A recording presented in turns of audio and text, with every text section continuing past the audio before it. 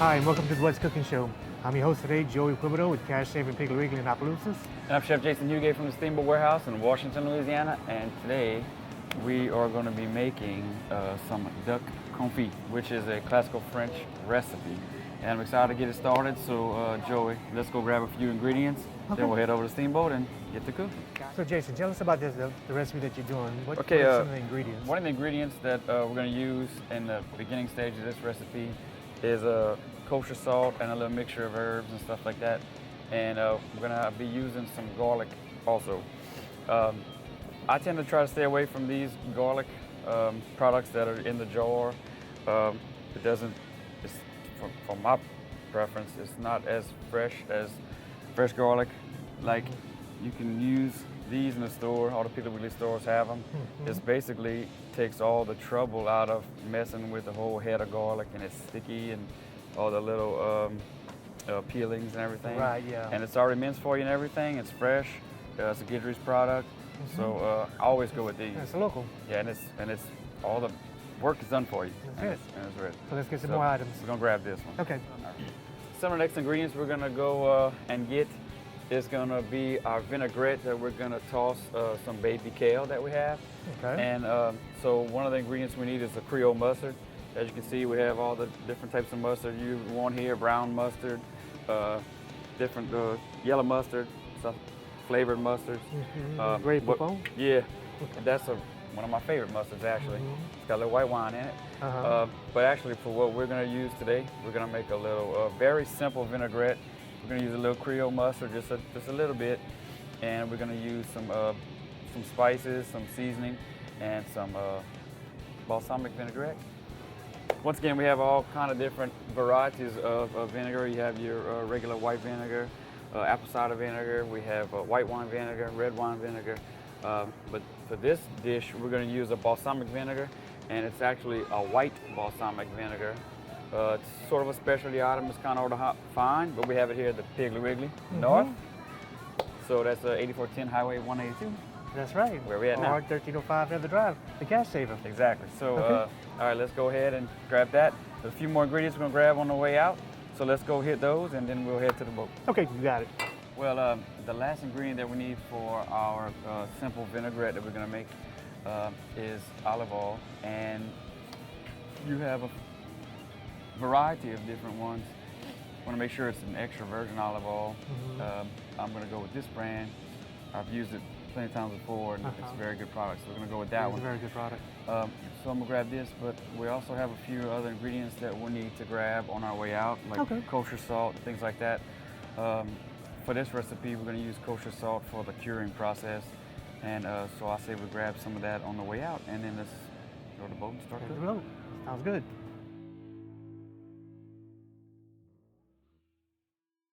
Welcome back to the What's Cooking Show, everybody. Again, we have Jason here. He's going to cook us a French dish with duck and stuff. Jason, what exactly is it called, and where do we start? Joey, this is a classical French dish. It's a very traditional dish. Back in the days, it's called duck confit. It was originally used as a method of preservation. Once you cook this duck, like we're going to do today, it can stay in your refrigerator if it's submerged in the duck fat that it's cooked in for about 6 months in your refrigerator. Wow, yes, if it's done properly. Okay. So, excuse me. First, we're going to start with the curing process, and what I'm going to do is I'm going to take some kosher salt that we got at the pig earlier. You want to get a good little bit in there. And today we're just going to show you how to do a couple of legs that we have. We're going to take a little bit of fresh thyme. We also have some thyme that we used to cook some ahead of time, because this takes a little while to do. So let's see, put a couple of fresh cloves of garlic in there. And if you have a mortar and pestle at home, it'd be best. But today we're just going to use our hands. It's okay to do this at home also. Yeah. You can also put whatever kind of herbs you want. You can put oregano. Sometimes I use thyme and oregano in this dish. You just kind of want to get all the oils out the garlic and the herbs into the salt mixture. So basically what you would do at this point, you take your duck legs that we have. Okay. We leave the thigh bone in, and whenever it's done, what we do is if you can carefully take the bone and twist it, and it'll pull right out. So at this point, we're just gonna cure the legs. So you wanna get them really coated, Okay. really good on both sides. Curing is a method used to kind of preserve types of foods. It also adds flavoring, things like that. It draws out the moisture. The salt draws all the moisture out of the product that you're trying to cure, and it helps it stay good for a little bit longer. Now, Jason, is there any particular reason why you use the legs themselves and maybe not the breast or something? Well, this is traditionally it's used with the legs. Okay. So what we would do is if you grab us a little piece of paper, Sure. some little plastic wrap, we just want just enough to cover. There we go, sir. There you go. Okay, so what you do like this at home, press it down as you can. You can take another bowl, and you want to put something inside of it to weigh it down. So we're just gonna take some more salt. Okay. Do like that. So what you would do at home is just to kind of do this, and different recipes call for different amounts of time for curing process. I try to do it maybe a couple hours. It's anywhere from an hour or two up to 36 hours. I think that's a little overkill. I would not do it any more than about 24 hours. Being maybe it's because the size of whatever you're curing, maybe? Could be. I mean, if you're gonna sit there and cure or brine some kind of big piece of meat, a ham or something, it would probably be a little longer. So what we're gonna do, just show purposes, because we don't have time to let it sit and cure for a second. Okay. You would remove this, remove the legs, and what you want to do is put them under some running water and rinse all the salt off of it and everything really good, because if not, it'd be really salty. Too salty to eat. So make sure you do that really good. Then we're gonna put these in a oven-safe pan. Again, we don't have running water right here where we at, but at home you would want to rinse this as much as you possibly can. So we would put these into our little container. It's an oven-safe container. Get this mess out the way. And what we would do is come over here, bring our pan right here, and right here we have pure duck fat in the liquid form. So what we would do is you want to cover, if you can smell that, Joey. I can smell it. To me, the duck fat is just as good as bacon fat or better, if you ask me. And you basically want to submerge them. And what you're gonna do is I like to put some fresh thyme sprigs in at this process. I mean, at this point in the recipe and stage, wrap it, and I like to put it in a 250 to 300 degree oven, max, 300 max. If I have enough time, it's 200 degrees. Depending on if you go 200 to 300 degrees, whichever temperature you choose, the longer it's gonna have to go if it's lower heat, obviously. But on 300 degrees, it's about 2 hours. If I put it in for about 200 degrees, it's about 3 hours. Then what you're gonna do is you're gonna remove it from the oven and let it, when it's finished, and you wanna let it sit on the counter and get room temperature. And then when it does, then you wanna remove the legs from the pan, twist the thigh bone and pull it out. We have some done that's already, we'll show in a little bit. Okay. And then what you do is refrigerate it. And the reason why you refrigerate it is because you want it to kind of be solidify.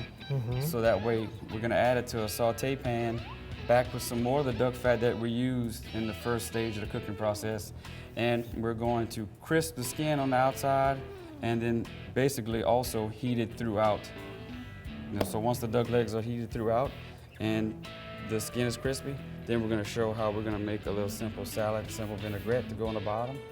And then we'll enjoy it after that. Okay, sounds great. So I guess let's take a quick break and we'll come back and then we'll go ahead and start a second. Join us back for more What's Cooking.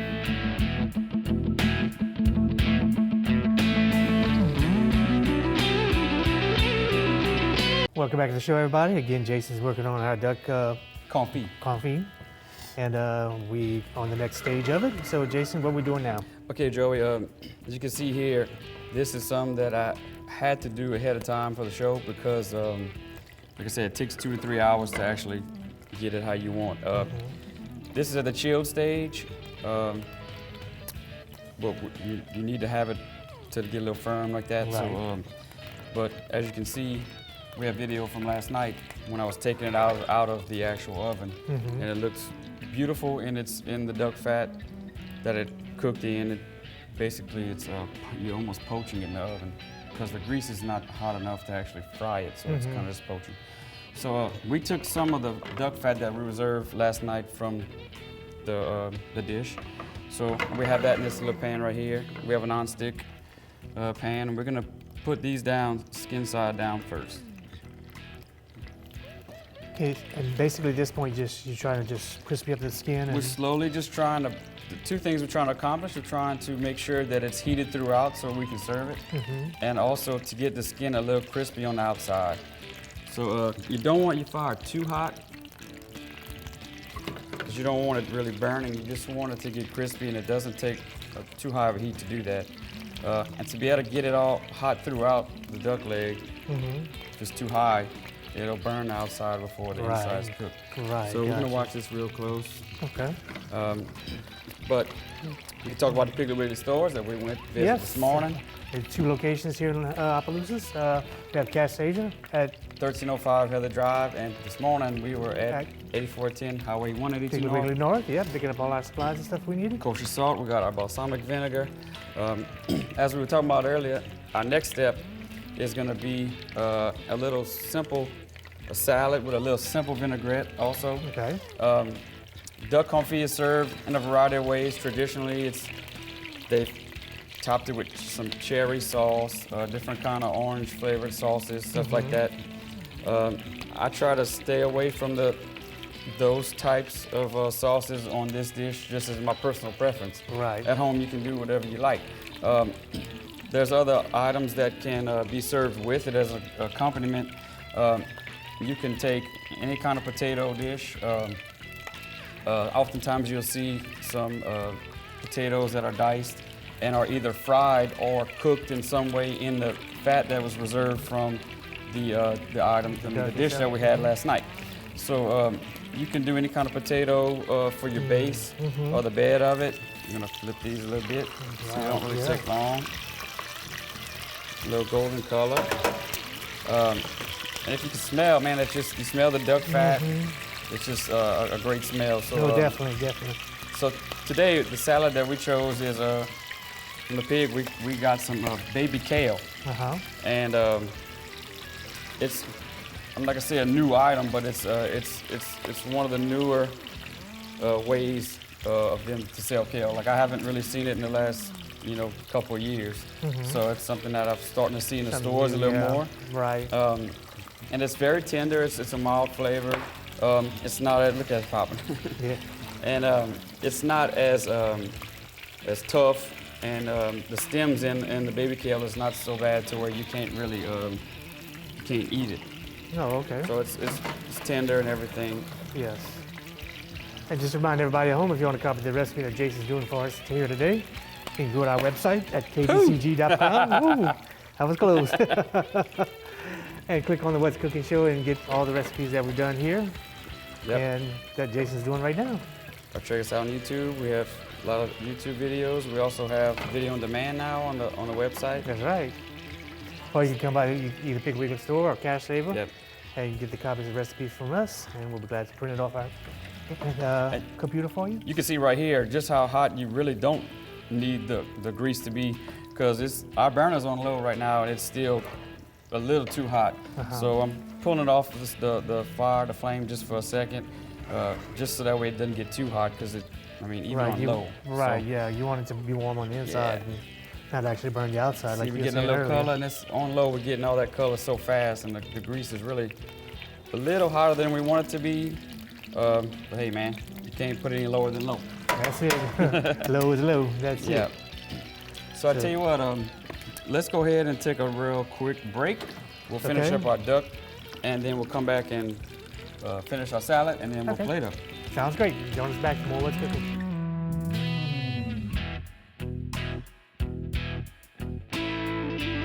We're back with What's Cooking Show. Again, Jason's cooking some duck for us today, and we're gonna make it a nice salad. So we're gonna be finishing our duck, and then going to our salad from there, huh, Jason? Yes. Okay, first off, let's take, let me put that right there.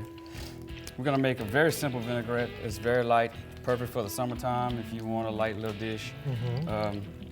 This salad with the simple vinaigrette is gonna complement this duck because of the crispy skin. It's a little bit of richness to it with all the fat that's being used in it. The skin itself on the top side of the duck is kind of a little, that with the salad and the lightness of it is just gonna be the perfect complement to it. So let's, first of all, we're gonna take a little bit of olive oil. Have we picked up the Piggly Wiggly? Yes, sir. That is a simple vinaigrette. Your classical French vinaigrette, a simple one is basically 3 to 1. You do 3 parts vinegar, 3 parts olive oil. Olive oil. And 1 part acid. Acid doesn't have to be vinegar, it could be lemon juice, anything that's acidic. I've used blood oranges before, blood orange juice for my acid. You can use whatever you want, but for our flavoring agent, we're gonna use a little bit of Creole mustard. It doesn't really take much, just since it's tart in itself. And we're gonna be using a little bit of white balsamic vinegar. And you just wanna put just a few, don't take much, it's very acidic. Yeah, like you said, it's 3 to 1. Yeah, so you wanna really lightly whisk it. I don't want it to emulsify, I just wanna kind of make sure everything is mixed and incorporated. So what we're gonna do is we're gonna start to pour this on our salad. Making sure we get a little bit of everything in there. Put this inside real quick. Just wanna toss it. And the kale, that's like almost a crispy. Yes, as long as you keep it refrigerated, it stays crispy until, I guess, until it starts to get old and I guess spoil. I mean, all lettuce products pretty much do that too. Yes. Okay, also, we have some more kosher salt. And we have some coarse ground pepper.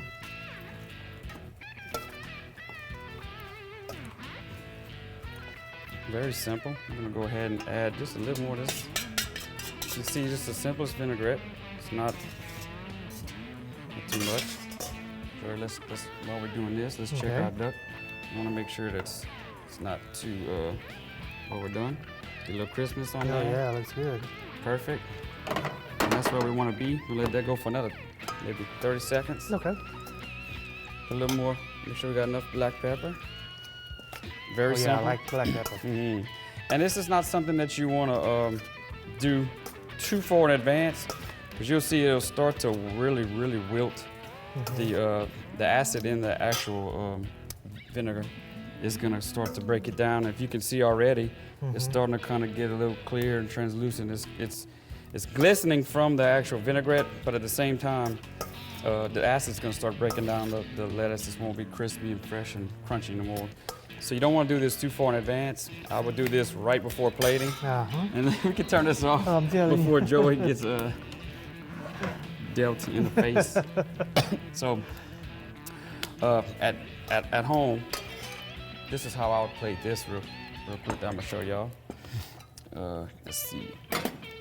Let's get right here. It smells wonderful. And it's light, simple, very simple. I know we talked about this 1,000 times, but to me, simple is the best. You know, you can't get too complicated. You can't do too much to your ingredients. You start to get the flavors get lost and everything. In my opinion, Joey, you want to put it on that side? Sure. So. And the recipe is just like too complicated sometimes if you have too many things in it. So what we're gonna do at home, take your paper towel. For the moment, we're gonna use this little hand towel. Look how tender that meat's just falling off the bone. So this is what we would do. Kind of get the little excess off of there. Now while we wait for that, we're going to take, I have a vegetable peeler, and this is some fresh Asiago cheese. It's one of the hard cheeses. The hardness of Asiago cheese just depends on how long it's aged. This one is more softer. It's a little creamier. So what we're gonna do is take a little vegetable peeler and we're gonna just cut some ribbons off of here. And you can see it just kind of falls off, right? Yeah. You can also put this on a grater if you wanted. What do you mean, like you're doing right there? It's Perfect. perfect, yes. Needless to say, perfect. We're gonna be eating good today, that's for Yeah, sure. I like a little extra cheese, so I like pardon this me if too. I put a little too much. I like all the different cheeses. I have goat cheese at home. I have all these Havarti, I stuff like that. Havarti. So today, we're gonna finish this little simple salad. We have some really, really thinly sliced red onions, which is one of my favorites. I love that too. So let's take our duck leg. I'm gonna put that right there. And we have just a little bit of our vinaigrette left in here. Let's go ahead and just kind of spoon it over there. And you can also put some more red onion just to garnish. And that would be the dish. Very simple. Beautiful plate, really Very, is. very simple. Well, Jason, while we're on things about the steamboat, can you tell us like operating hours of the steamboat? Operating hours, we are open. Okay, let's start with this. We're closed on Mondays. Okay. Tuesday through Thursday, we're open 5 to 9:30 p.m. Fridays and Saturdays, 5 to 10:30 p.m. And Sundays, 11 a.m. to 2 p.m. And I know you run specials quite often, different things that you can find, fresh fishes and stuff like that. And you can go on your website almost daily or Facebook and find out what you run on specials. You can go on our website and email me. If you email us through the website, it goes to my personal email address. If you have any questions, you want to book a party. We had Louisiana Land Bank in here last night. Thank you all for your business. But if you want to do something on a Sunday night where we're normally not open, or Monday, email us through the website. It comes straight to me. Sometimes you can do some things. And Facebook sometimes, page, the Steamboat Facebook page. Always, especially on Fridays and Saturdays, we always post our specials. Friday during Lent, we've been doing seafood stuffed lobster, which we pretty much can't keep them. We do them for a really good price that you normally can't find them anywhere else. Right, That cheap. yeah. So we try to do that. We do a variety of different fish dishes that I don't believe you can really find anywhere in the general area. Some of them you may, a lot of them you can't. Right. Triggerfish we had a couple weekends ago. I've seen it on menus before, very rarely. Tilefish, which is very hard to find. I've only seen it maybe one place. And you have this shipped into you fresh. Place that we have contact with in Hawaii that sends us a variety of fishes that we can't get around here. So check us out. Always, be on the verge of that and everything. So.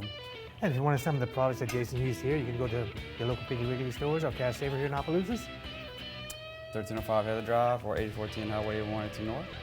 And come by and pick up all your fresh stuff there. And if you want a copy of the recipe, go to the website at kbcg.com, click on the What's Cooking show, and you'll be able to get all those and be all taken care of.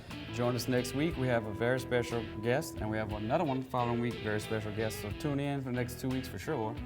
And check us out. Okay, and if you want to be a cook on the show or have a dish you want to share with us or a function that you want to promote, just call us and we'll take care of it and book you the party. Okay? Join us next week. Take care.